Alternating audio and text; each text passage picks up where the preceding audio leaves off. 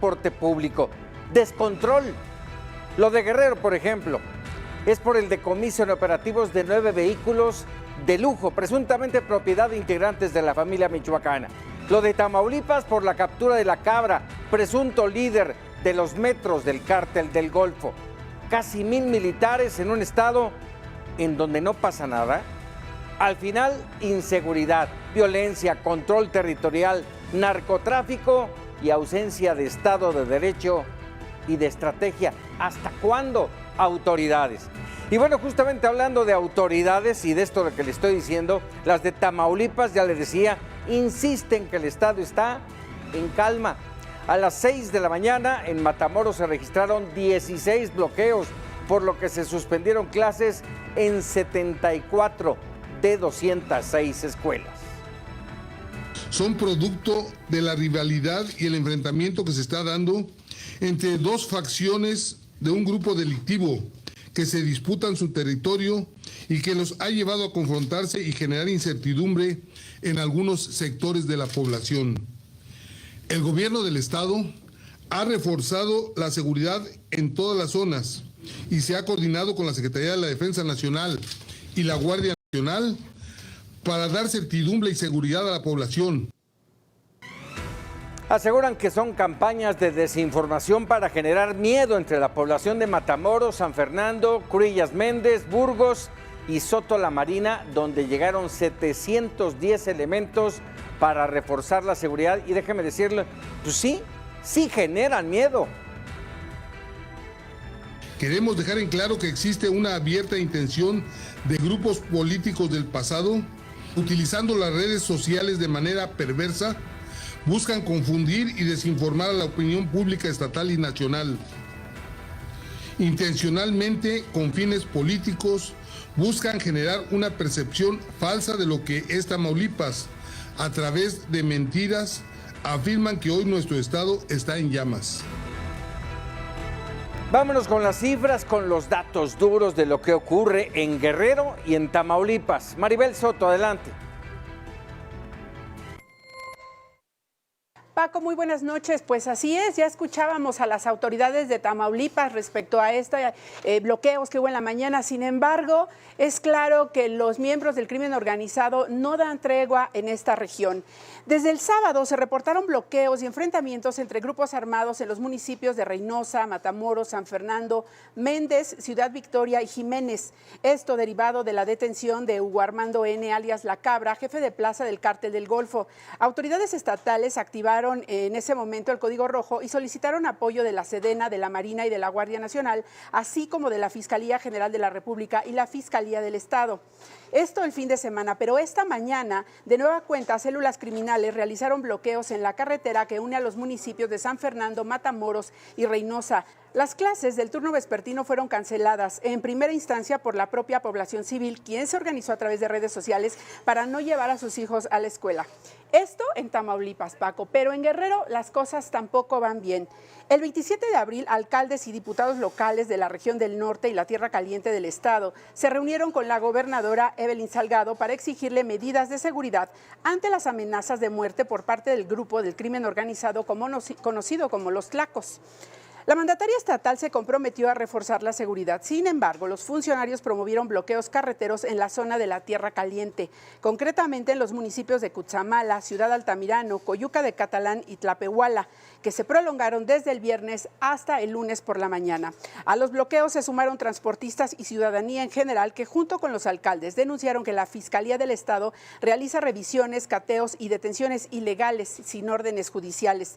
Sin embargo, la gobernadora dijo, Paco, que son operativos encaminados a detener los generadores de violencia en la zona y que no dará un paso atrás en la estrategia de pacificación para Guerrero. Así las cosas, Paco, en estas dos entidades. Regreso contigo al estudio. Muchas gracias, Maribel. No darán paso atrás, no vamos a permitir que esto suceda, pero sigue sucediendo y no hacen absolutamente nada. Hacemos contacto con Javier Oliva, profesor investigador de la UNAM. Javier, buenas noches. ¿Qué pudo acordar, en este sentido, qué pudo acordar la gobernadora de Guerrero con los alcaldes, que detuvo 4 días de bloqueos y de violencia, pero no pueden decirlo? Hay mucho sigilo, Javier.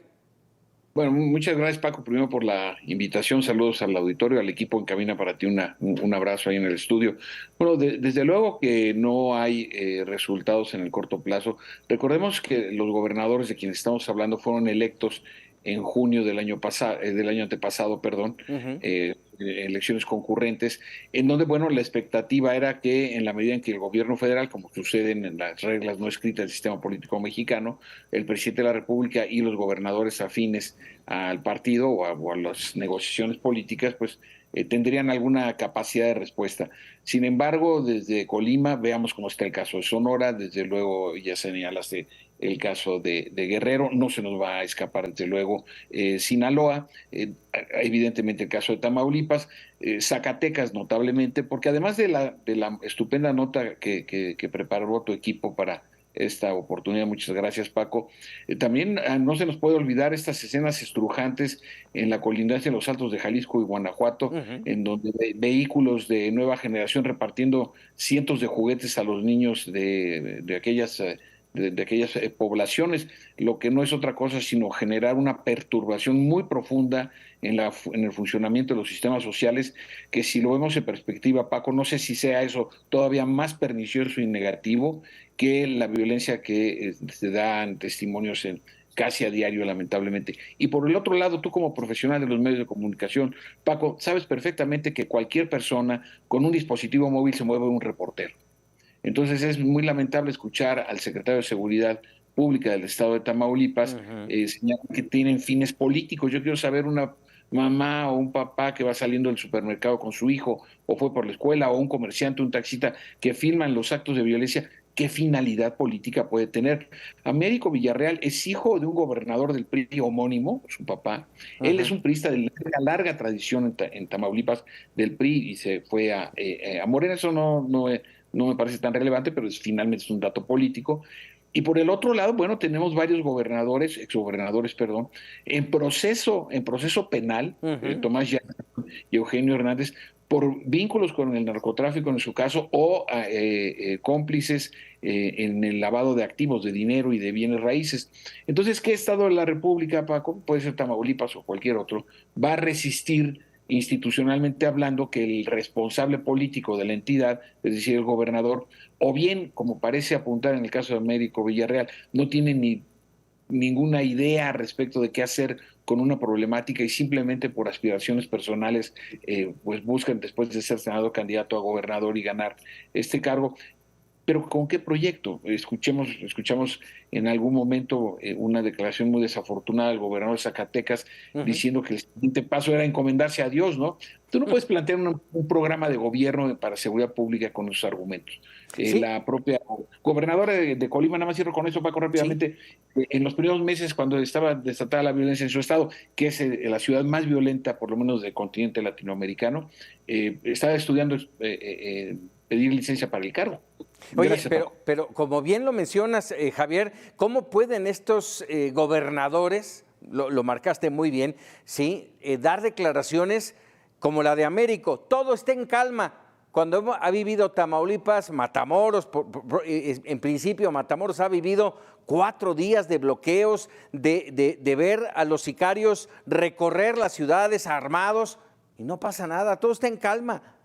Mira, y hay un dato muy importante, Paco, y quiero aprovechar tu gustado Sí, espacio para señalarlo. Hoy el presidente Biden autorizó el envío de 1,500 reservistas del Army o Ejército de Tierra sí. a la frontera con México. Sí con el tema de migración, sí con el tema de fentanilo, pero desplazar tropas regulares haciendo análisis sin sensacionalismo, ¿no? Ujú, Es una decisión infrecuente, no es insólita porque ya en ujú. algún momento se han desplegado por otras circunstancias, pero en este contexto, después de la escalada de desencuentros, que si se fabrica o no fentanilo, que si el secuestro y homicidio de 2 estadounidenses precisamente allá en Matamoros, el evento con que hubo un enfrentamiento ahí con unos civiles, también delincuentes, hasta donde las investigaciones señalan, otros dicen que son inocentes, bueno, eso lo decidirá la autoridad. Pero lo cierto es que tenemos un Estado que se encuentra sometido a una cantidad de variables de violencia y que una respuesta como la que hoy da ya de manera formal la Casa Blanca. Me parece justo también el mismo día que se entrevista la consejera de la Oficina para Asuntos de Seguridad Nacional de los Estados Unidos, hoy se entrevistó con el presidente de la República. Entonces, como estamos viendo, por un lado, las expresiones domésticas de nuestro país a nivel georregional de violencia, cómo están las respuestas a nivel, sobre todo, de los enfoques geopolíticos de la frontera terrestre, aérea y marítima que comparte México con los Estados Unidos. Esta es una variable, Paco, que no podemos dejar de lado. Javier Oliva, siempre un gusto escucharte y dimensionar las cosas con la inteligencia, la experiencia que tú tienes y que nos la regales. Gracias. Aquí en Mega Noticias. Te agradezco mucho la generosidad del espacio y estaré pendiente de una nueva oportunidad. Muchas gracias, Javier Oliva, analista en temas de seguridad. 100 palabras de Víctor Hugo Hernández. El gobierno insiste mucho en lo que son sus logros. Está en lo suyo, no solo es hacer las cosas, sino también promoverlas, se entiende. Así se construye una imagen para el presente y un recuerdo para la posteridad. Será el tiempo también quien ponga las cosas en la perspectiva correcta.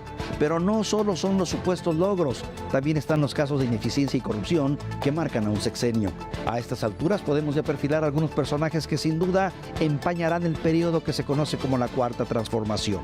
En la lista aparecen, tome nota, Ana Guevara, la encargada del deporte, Alejandro Manero de la Fiscalía General, Manuel Bartlett de la Comisión Federal de Electricidad, Francisco Garduño de Migración, Ignacio Valle Fernández de Segalmex y Ángel Prior Valencia de Aduanas, por mencionar algunos. Estarían también los hermanos del presidente, Pío y Martín, su hijo José Ramón. Claro, ni están todos los que son, ni son todos los que están. Pero esta lista comienza ya a tomar forma, más los que se sumen en el tiempo que le queda a este sexenio.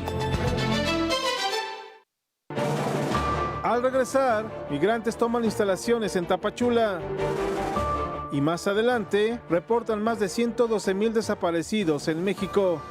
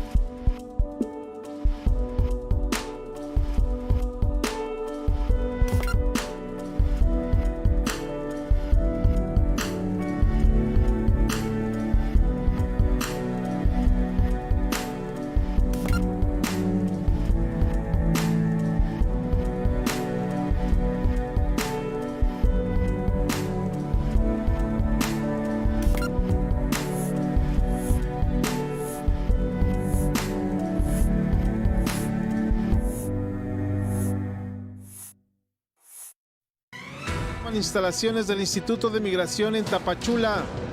Filtra a la Fiscalía Capitalina, que ahora investiga al alcalde Santiago Taboada por corrupción inmobiliaria. Vinculan a proceso a 2 empleadas del motel donde encontraron el cuerpo de Devani Escobar.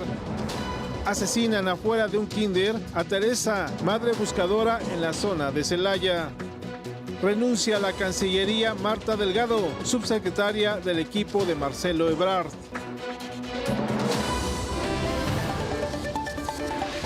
Bueno, pues ya arrancamos con la información. Vámonos con las de portada.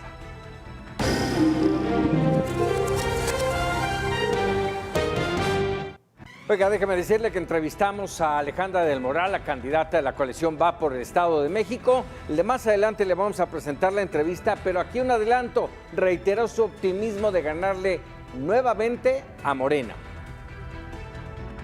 Le ganamos en el 17, le ganamos en el 21 por más de 500,000 de votos esta coalición y le vamos a volver a ganar en el 23. Y el gran reto es cómo hacemos que la ciudadanía se involucre en la solución. El presidente de México y la asesora de Seguridad Nacional de la Casa Blanca, Elizabeth Sherwood Randall, se reunieron en Palacio Nacional para abordar temas de la agenda bilateral como migración, tráfico de drogas y de armas, así como la política del Título 42, que llegará a su fin el próximo 11 de mayo. Un juez del penal de Almoloya liberó al exdirector de finanzas de Segalmex, Jesús Óscar Navarro. Esto tras resolver que no existen elementos probatorios para vincularlo a proceso por el desfalco de 400 millones de pesos. El exdirector de Segalmex fue detenido el pasado 25 de abril y desde entonces permanecía en prisión preventiva. Junto con Navarro Gárate también fueron liberados Carlos Norberto Valero y Enrique Zamorano, exfuncionario de Liconza. Y en México suman más de 112,000 casos de desaparición forzada. Jalisco encabeza la lista con 15,000 de acuerdo con el Registro Nacional de Personas Desaparecidas y No Localizadas.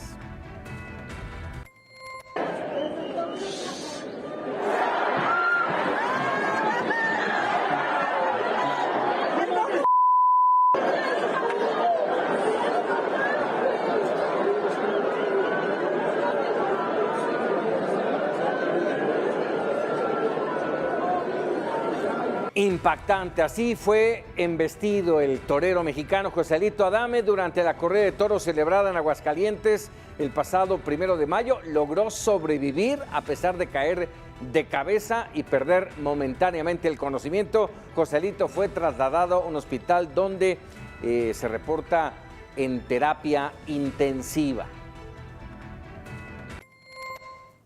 Vámonos ahora sí con toda la información. Migrantes desesperados tomaron las instalaciones de migración, esto en Tapachula, ahí en Chiapas. Damián Sánchez, nos tienes el reporte. Adelante, Damián. ¿Qué tal? Buenas noches, amigo Mega Noticias. El día de hoy los migrantes de distintas nacionalidades se aglomeraron afuera de las oficinas de regulación migratoria que están en el Parque Ecológico. Es un módulo de atención que ha habilitado el Instituto Nacional de Migración y los elementos de la Guardia Nacional. Esto se debe a la aglomeración por falta de entrega de documentos que buscan una forma migratoria múltiple que les permite transitar libremente por el territorio mexicano. Solo les permite estar 40 días debido a que el día lunes no laboraron las autoridades. Esto generó un caos afuera de esta módulo de atención improvisado por las autoridades, que faltan protocolos de seguridad, y debido a esto suscitó este percance donde se reportan migrantes lesionados debido a los empujones, y en estos momentos también se encuentran haciendo colas, durmiendo afuera de estas oficinas que están siendo para poder ser atendidos el día de mañana. Es una crisis migratoria que se vive en la frontera sur del 2018 hasta la fecha. Esta situación de la movilidad humana no se detiene en la frontera sur de México. Complicado, se les había prometido la entrega de documentos en breve, pero ahí la imagen dice mucho más. Así es, esto se debe a que todos los días ingresan en esta franja fronteriza miles de migrantes de Haití, África, Angola, Salvador, Honduras y Guatemala, que buscan transitar libremente por el territorio y llegar hacia la frontera norte. La militarización que surge en la frontera sur y la contención son las políticas migratorias que se desempeñan en esta administración que encabeza el presidente de la República, Andrés Manuel López Obrador, donde tratan de contener a estos migrantes y comienza el muro de migrantes de la Guardia Nacional en esta frontera, que es Tapachula, Chiapas. Sí, además, Damián, muchos tienen expectativas. El 11 de mayo se termina el llamado Título 42. Así es, la expectativa de este Título 42 se implementó cuando estaba Donald Trump, donde no permitía el ingreso de migrantes al territorio de Estados Unidos. Eso ha complicado en los últimos meses en la frontera sur, porque los migrantes se encuentran en constante movimiento a enterarse que las autoridades pretende levantar ese castigo, ese artículo que fue creado para la contención de los migrantes, pues obviamente que el Tapachula se ha saturado otra vez de esta movilidad humana, donde las autoridades están siendo rebasadas y apenas es el primer día que atiende. No sabemos cómo va a estar mañana, no sabemos qué protocolos de seguridad van a implementar las autoridades del Instituto Nacional de Migración con los elementos de la Guardia Nacional, porque está siendo rebasado esta situación en la franja fronteriza que es Tapachula, donde a pesar que implementan contenciones y detenciones, las personas siguen ingresando. Gracias por tu reporte, Damián Sánchez. Buenas noches. Y hay consternación allá en Guadalajara por el accidente que ya le reportábamos, que dejó 18 fallecidos, esto allá en Nayarit.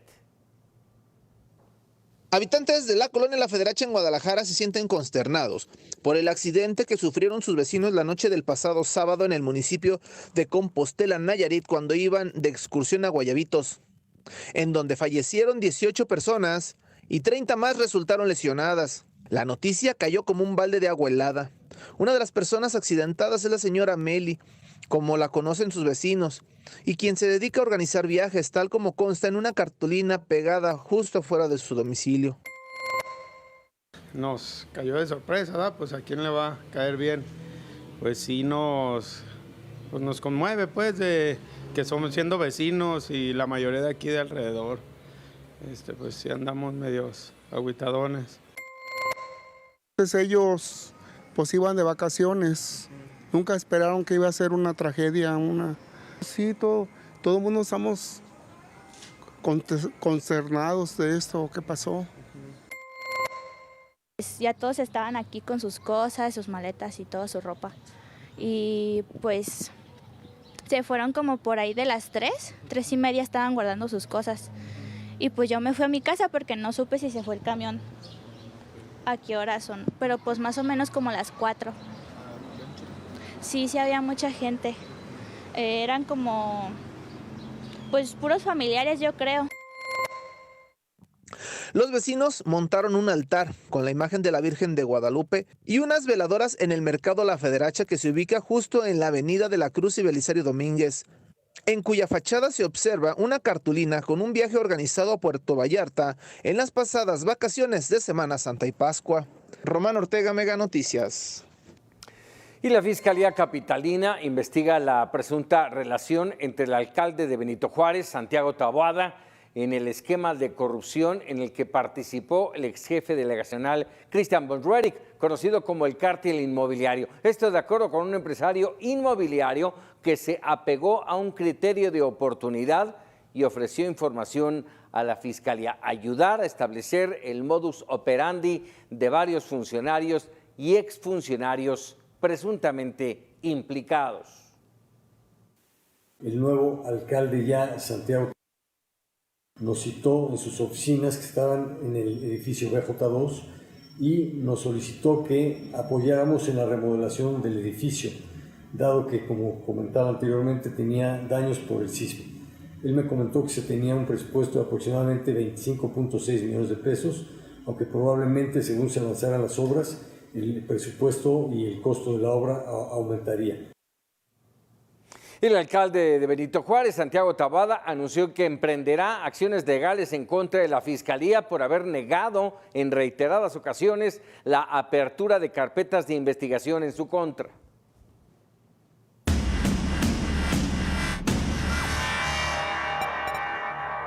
Que no se nos olvide nadie, Saúl Huerta, diputado federal por Morena, estuvo a punto de reelegirse como legislador cuando fue acusado de cometer abuso sexual contra un menor de edad. El 21 de abril de 2021, Huerta Corona fue detenido en un hotel de la colonia Juárez de la Ciudad de México, señalado por la familia de un menor de 15 años por presuntamente embriagarlo y retenerlo por la fuerza en aquel lugar y abusar sexualmente de él. Por su fuero parlamentario, Saúl Huerta fue liberado horas después. Tras los señalamientos, se declaró inocente, dijo que era víctima de un chantaje de intento de extorsión y que la verdad saldría a la luz. El 22 de abril, en un intento por encubrirlo, el líder de los diputados de Morena, Ignacio Mier, rechazó que su partido fuera a solicitar el desafuero del diputado Huerta Corona, argumentando que su acusación no había ocurrido durante sus funciones de diputado. El 30 de abril de 2021, la Fiscalía General de Justicia de la Ciudad de México determinó que el menor había sido intoxicado con etanol y presentaba rasgos de abuso sexual. El 8 de mayo de 2021, la sección instructora de la Cámara de Diputados abrió un periodo de 30 días para el desahogo de pruebas en el proceso de desafuero contra Saúl Huerta. El 11 de agosto, con 447 votos a favor, 0 en contra y 2 abstenciones, se le retiró el fuero parlamentario. La madrugada del 19 de agosto del 2021, Saúl Huerta fue detenido y trasladado al reclusorio preventivo varonil Oriente, donde se le vinculó a proceso, pero no todo terminó ahí para el exlegislador.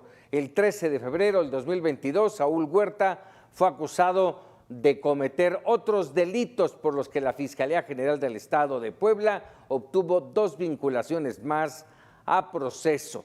De acuerdo con la primera investigación, en 2018 el imputado agredió sexualmente a otro joven, de 17 años, a quien le ofreció trabajo como chofer. En otro hecho ocurrido en 2019, Saúl Huerta habría violentado sexualmente a otra nueva víctima de entonces 16 años, a quien supuestamente apoyaría con una beca para estudiar. El exdiputado de Morena permanece en prisión en la Ciudad de México.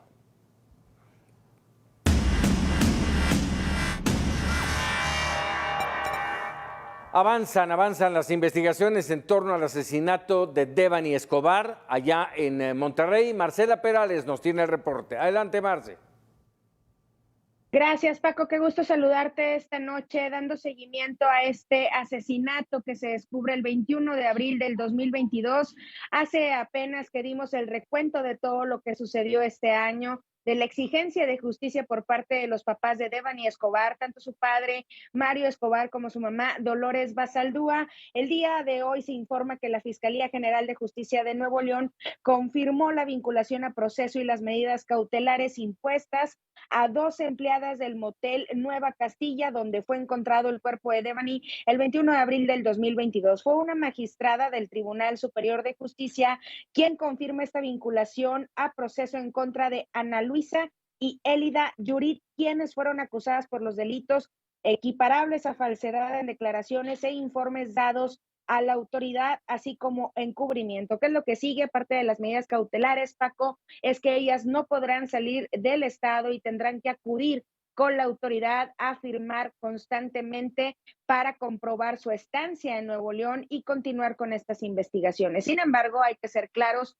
no es la exigencia total que está exigiendo la familia de Devani Escobar, porque hay que recordar que una tercera autopsia reveló que la joven fue asesinada por asfixia en el modo de sofocación, lo cual indica que existe un responsable de la muerte como tal de la joven de 18 años y estudiante de leyes, y es precisamente lo que su padre Mario Escobar ha solicitado a las autoridades, encontrar al o los feminicidas de Devani Escobar, Paco. Caray, vaya situación de que sigue saliendo todavía de esta investigación que no termina. Te agradezco el reporte, Marcela. Bueno. Buenas noches, sí, vamos en otro tema. Asesinan a una madre buscadora, esto en Celaya, Guanajuato. Hombres armados dispararon contra esta mujer, Teresa Maguellal, integrante del colectivo Una Promesa por Cumplir. El hijo de Teresa estaba desaparecido desde 2020. La Plataforma por la Paz y la Justicia en Guanajuato ha documentado 5 asesinatos a buscadoras. El de Teresa Maguellal sería el 6º.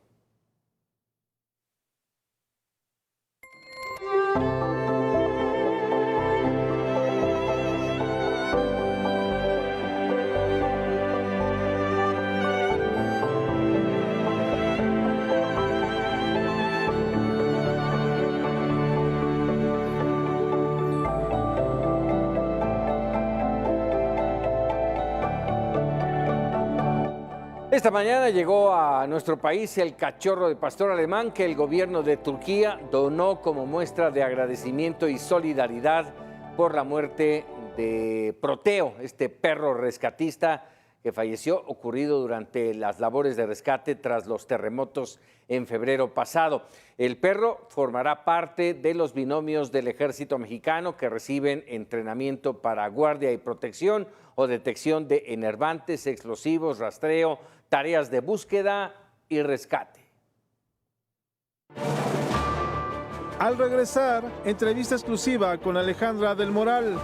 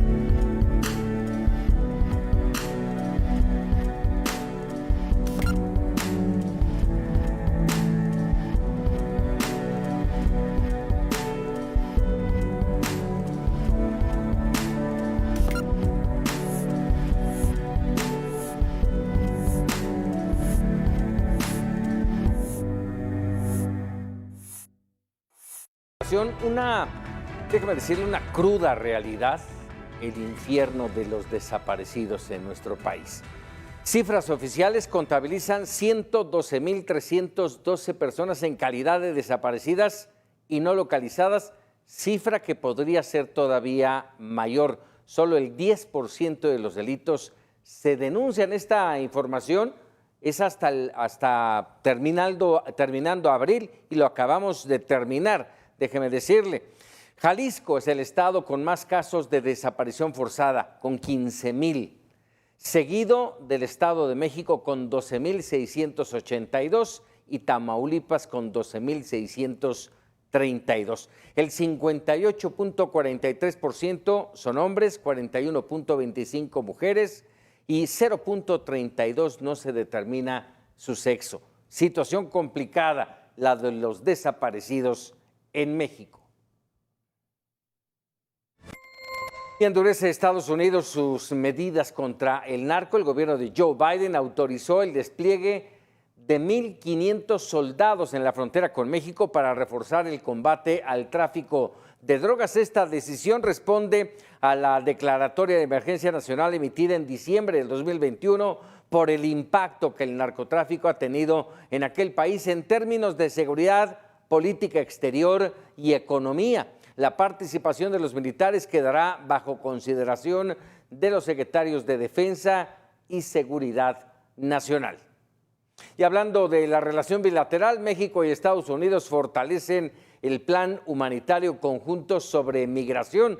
Tras la reunión en Palacio Nacional, el presidente y la asesora de Seguridad Nacional de los Estados Unidos, Elizabeth Sherwood Randall, acordaron incrementar acciones conjuntas para combatir a los tratantes y traficantes de personas que explotan a migrantes. Esto complementa la campaña de aumento de 60 días que los Estados Unidos recientemente lanzó junto con Colombia y Panamá para combatir la trata de personas en el Darién. Ambos países acordaron mejorar sus esfuerzos en Centroamérica para atender las causas de origen de la migración y expandir las vías legales. Además, van a redoblar sus esfuerzos de desarrollo enfocados en apoyo a personas de persona a persona. Estados Unidos se comprometió a continuar aceptando personas de Cuba, Haití, Nicaragua y Venezuela bajo el programa humanitario. Por su parte, México recibirá migrantes bajo motivos humanitarios.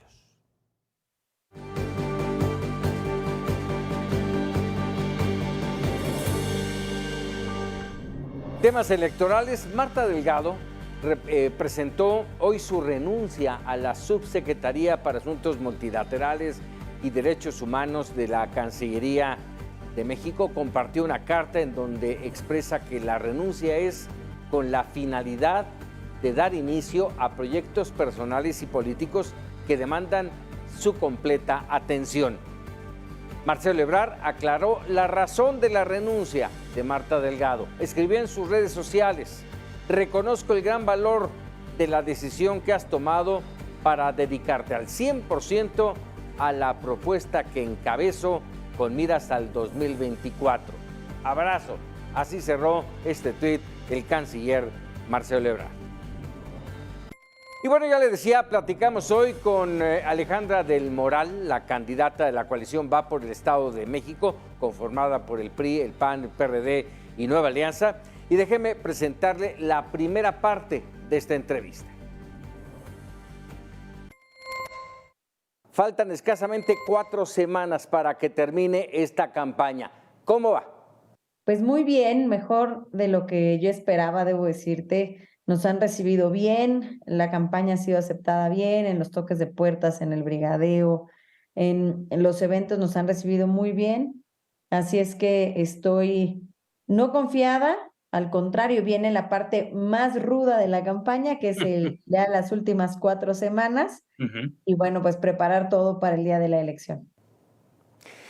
Tocar puerta en puerta, Alejandra, ¿cómo hablarle a cada quien en una entidad tan grande y de problemas tan diversos? ¿Cómo comprometerte con sus necesidades? Pues mira, Paco, lo primero es conocer el Estado. Para poder gobernar este Estado hay que conocerlo, hay que quererlo, hay que tener la mente abierta. Es un Estado muy plural, es el Estado más plural de todo el país, me atrevo a decirlo. La realidad de Ecatepec es abismalmente distinta a la que tiene Tejupilco. Así es que son, te diría yo, varios estados de México dentro del Estado de México. Y para poder hacer las propuestas, pues tienes que conocer el territorio, conocer a la gente y poder darles una propuesta que les haga sentido. Y eso es lo que hemos hecho. En cada municipio hemos hecho compromisos específicos. Y bueno, pues hemos hecho los compromisos como el salario familiar, que es el compromiso como macro, ¿no? En lo que era el salario rosa, ahora se convierte a salario familiar. Y en los municipios, pues sin duda alguna, el principal problema es el tema de seguridad pública, seguido por el tema de agua. Entonces, pues aquí es donde entramos ya en los compromisos específicos en los municipios. Y debo decirte que ahí va bien. Venimos de muy atrás, empezamos muy atrás esta elección de todo sabido y bueno, hay una tendencia. Así es que esa tendencia se mantiene, esa tendencia vamos a seguir haciendo que siga así y el 4 de junio va a ser una sorpresa para todos aquellos que juraban y perjuraban que esas encuestas decían la verdad, que después de que el tribunal dijo que eran falsas, ¿no? Más allá de las encuestas, Alejandra, que no necesariamente, al menos para mí, son un pulso real, la moneda, te lo pregunto, ¿la moneda sigue en el aire? ¿Vas a alcanzar a Delfina? Absolutamente, absolutamente. ¿Morena no es invencible? No es invencible. Le ganamos en el 17, le ganamos en el 21 por más de 500,000 de votos esta coalición y le vamos a volver a ganar en el 23. Esto requiere, Paco, son retos que requieren mucha disciplina, mucha concentración, un gran compromiso con la entidad y con su gente y tener clara la meta, que no es, nosotros no queremos enquistar una ideología política, nosotros queremos el progreso, empleos, desarrollo social, desarrollo económico en el Estado para las familias mexiquenses. Estás hablando de un compromiso con casi 18 millones de habitantes, con problemas como corrupción, feminicidios, violencia, inseguridad. ¿Cómo cumplirles? Para eso tenemos que trabajar con la ciudadanía. No lo puedo hacer sola, yo no hago magia. Hago políticas públicas que nos permitan darle a la sociedad y a la ciudadanía una oportunidad de mejora en lo que más lo necesitan. Pero eso lo tenemos que construir juntos. En el tema de transporte público, pasa también por seguridad pública y viceversa. Así es que es muy importante el tema de violencia de género, que será un tema que atacaré de manera frontal, que tomaré como un tema personal. Yo no le voy a dar la vuelta a este tema. Es viable, se puede solucionar y podemos llegar a 0 feminicidios en el Estado y 0 impunidad. Esa es la solución. ¿Cómo logramos eso? Fortaleciendo la Fiscalía Especializada en Materia de Género, que es una fiscalía, digamos, nueva, entre comillas, fortaleciendo en materia de educación. Tenemos la materia de igualdad de género. En el Estado de México es el primer estado en todo el país que ya tiene en su currícula la materia de igualdad de género desde preescolar hasta preparatoria. Hay mucho que hacer, tenemos que fortalecer la red naranja, que se le llama, son puntos de encuentro para las mujeres. Queremos conectarlas a más de 6,000 puntos de auxilio para que en cualquier momento puedan ellas alzar la voz y pedir ayuda. Se puede además con una policía 10,000 elementos únicamente para estos temas de violencia de atacar la violencia contra las mujeres. Todo lo que tiene el Estado de México, Paco, es el estado de los grandes números, es el estado de las grandes cifras, ¿no? Y también de los grandes retos, pero también tiene una parte maravillosa que es la segunda economía de todo el país, tiene la infraestructura educativa más grande de todo el país, tiene la infraestructura carretera más grande de todo el país, conectamos a los 125 municipios, tenemos que consolidar al Estado como un Estado industrial, un Estado moderno, tenemos que modernizarlo también en temas burocráticos, entrar a esta era digital que tanto nos hace falta. Y bueno, pues para mí el mejor programa o la mejor política social se llama empleo. Cuando la gente tiene trabajo, tiene su ingreso asegurado, tiene un empleo formal, pues eso le genera mucho mayor estabilidad a la familia. Son 4.5 millones de hogares los que hay en el Estado de México, así es que hay muchísimo por hacer, muchísimo que trabajar, pero de la mano siempre con la ciudadanía. Una muy interesante conversación con Alejandra del Moral. Mañana le entregaremos la segunda parte de esta charla. Por cierto que el PAN, el PRI y el PRD acordaron ir en coalición en la elección de 2024 en la Ciudad de México. Los presidentes del PAN, Andrés Ataide del PRI, Israel Betanzos, y del PRD, Nora Arias, los presidentes locales en la Ciudad de México, firmaron esta alianza, determinaron ir en coalición para la jefatura de gobierno y las 16 alcaldías. Buscarán también construir la alianza parlamentaria para darle viabilidad a los gobiernos de coalición de Va por la Ciudad de México.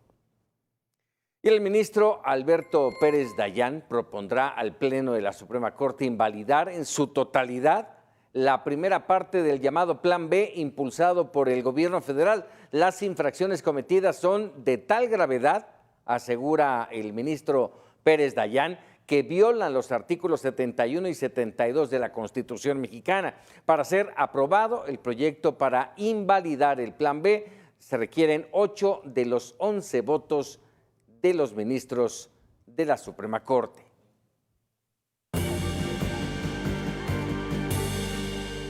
De obtener el triunfo, buscarán que se quite la deuda que carga el Estado, aseguró el candidato de Morena al gobierno de Coahuila, Armando Guadiana. El PRIAN tiene que irse, esa es la realidad, y de esa manera vamos a limpiar el Estado y luego ya con lo que quede vamos a ir con ya saben quién, líder nacional, para que nos quite la deuda.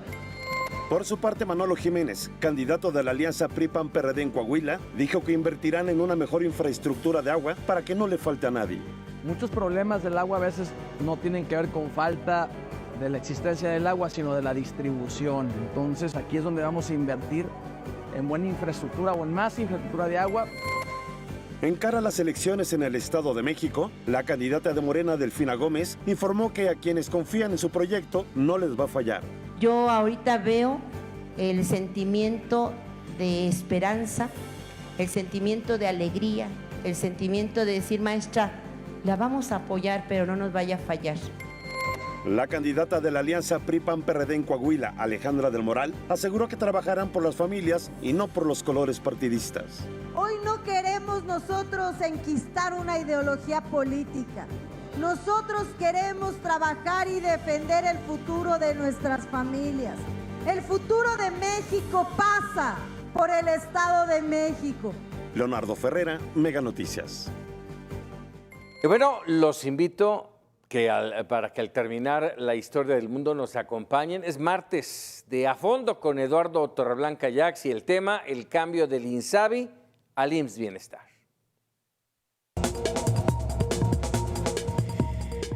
A nivel internacional, se sugiere que cualquier país debería destinar al menos 6 puntos de su PIB a su sistema de salud, solamente de recursos públicos, 6% del PIB. En México destinamos menos de la mitad, rondamos el 2.5, 2.8% del PIB. Tú tenías un cáncer de mama, ese era el motivo para afiliarte al Seguro Popular, ese era el motivo para dar una cantidad de dinero a una institución que estaba certificada, que estaba validada, y un pecado que tenía y que sigue teniendo con el sistema que le quieras poner es que México dedica muy poco gasto público en salud. Pero yo quiero decir 2 peligros de futuro que todavía nos pueden atrasar más.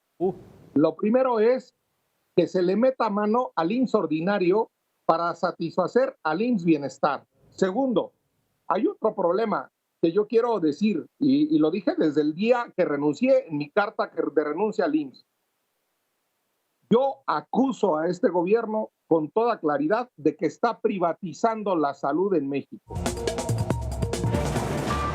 Al regresar, castigarán en Florida violación a menores con pena capital.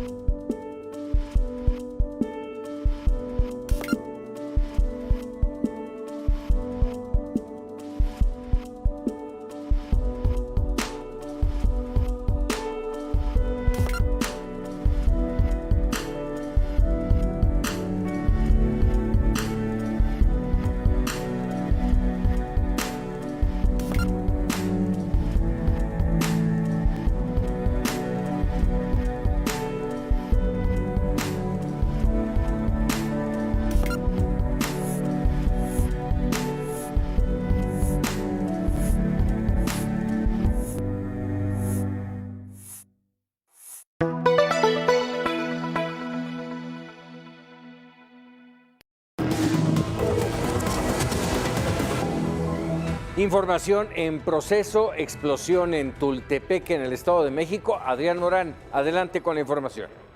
Paco, vamos con información en desarrollo. Hace unos minutos se registró una muy fuerte explosión en la zona de Tultepec, en el Estado de México. Al parecer se trató de una vivienda donde se encontraría un taller clandestino de fuegos artificiales. Servicios de bomberos y equipos de emergencia se encuentran laborando en la zona y vía radio se pide el apoyo de ambulancias. Por el momento las autoridades no han dado más información, Paco, pero estamos al pendiente. Lamentable siempre este tema en Tultepec, en el Estado de México, y el tema de la pirotecnia. Gracias, Adrián, nos mantenemos pendientes.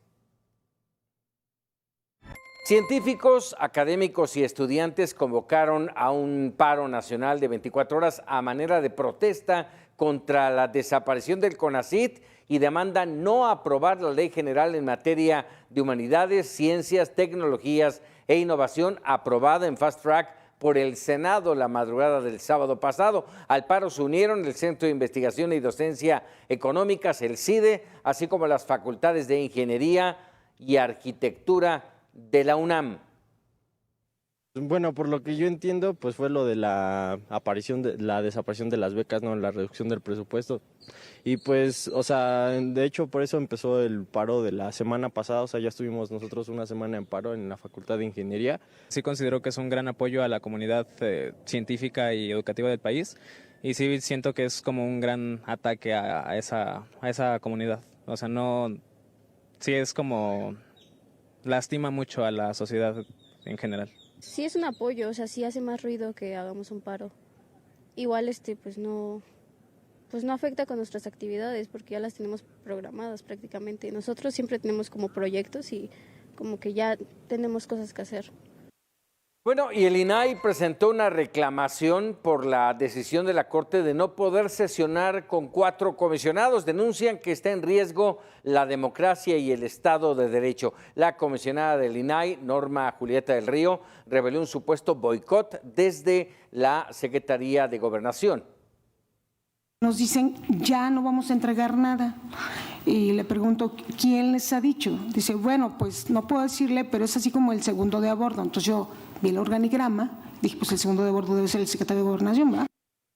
Por cierto, que una juez federal ordenó al Senado de la República nombrar a la tercera vacante del Instituto Nacional de Transparencia, Acceso a la Información y Protección de Datos Personales, el INAI. El fallo señala que la Junta de Coordinación Política del Senado cuenta con todos los elementos para remitir al Pleno de la Cámara Alta el acuerdo para votar el nombramiento del comisionado faltante. De no atender esta resolución, el Senado estaría faltando a un mandato judicial. Aquí la única duda que me surge es, ya se terminó el periodo ordinario, regresarán hasta septiembre. ¿Para cuándo es este ordenamiento del juzgado?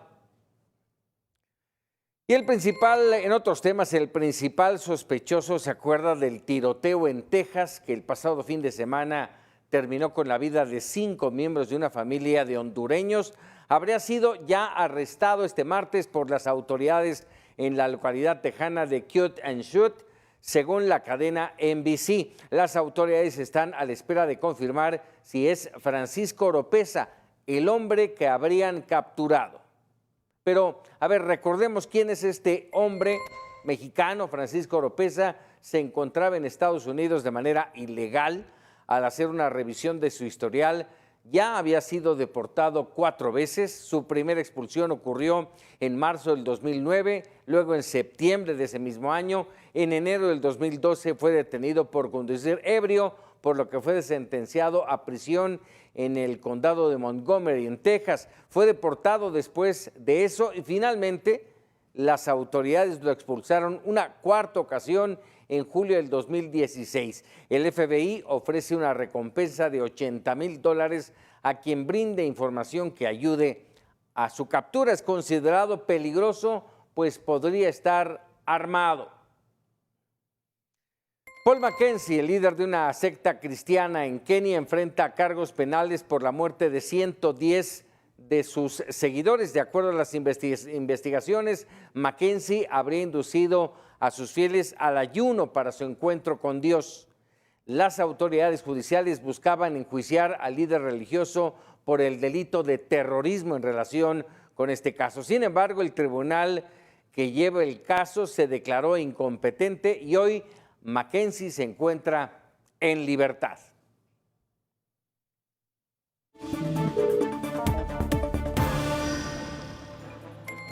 En Uruguay, la central sindical del país anunció que buscará la reducción de la jornada laboral de 44 a 40 horas semanales para mejorar la calidad de vida de los trabajadores. Marcelo Abdalá, presidente del órgano sindical, indicó que la ley que regula el horario actualmente corresponde al siglo pasado y debe ser modificada de acuerdo a la evolución de la sociedad desde entonces. Va a requerir mucho de negociación y mucho de movilización de la población trabajadora. Bueno, nosotros creemos que hay que adecuar el horario de trabajo a los cambios enormes que han habido desde que en Uruguay se aprobó la ley de 8 horas.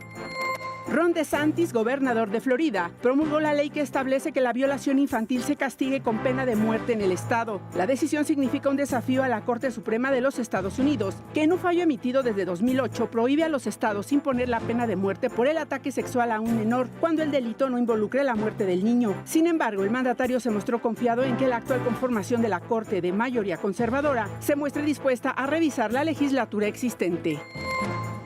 El alto representante de la Unión Europea para Asuntos Exteriores, Josep Borrell, y el ministro de Exteriores de Israel, Eli Cohen, se reunieron en Bruselas para detallar el nuevo Consejo de Asociación entre las dos partes, que podría tener lugar en Jerusalén. El ministerio israelí aseguró que se abre una nueva puerta en las relaciones entre Israel y la Unión Europea. Se trata de la primera reunión que sostienen en persona. Borrell aceptó la invitación de Cohen para visitar Israel, según indicó al término del encuentro el Servicio Europeo de Acción Exterior.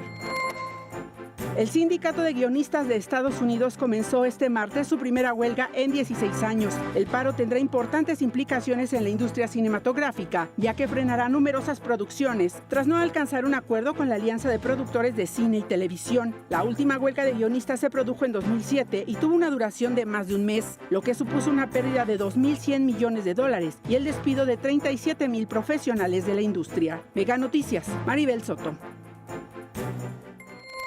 Pues ya nos vamos, así lo entiendo, hasta aquí la historia del mundo, pero no se vaya, quédese porque es martes de A Fondo con Eduardo Torreblanca, el tema del INSABI, no se lo pierda, muy bueno, y mañana los espero 2 minutitos antes de las 9 de la noche con toda la información. Pásela bien, descanse, cuídese.